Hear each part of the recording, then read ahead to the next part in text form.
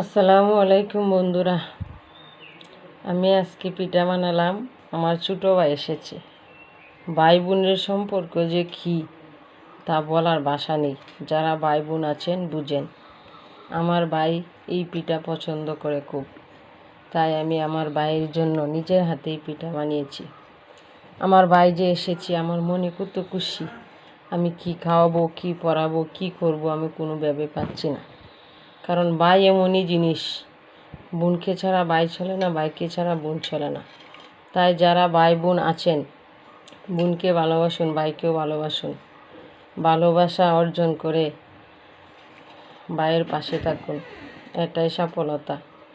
ভাই ধন বড় ধন, রক্তের বাঁধন, যদি হয় পৃথক নারীর কারণ। তাই আমার ভাইয়ের জন্য আমি পিঠা বানালাম। আমার ভাই খাবে, তখন আমার মনে শান্তি হবে।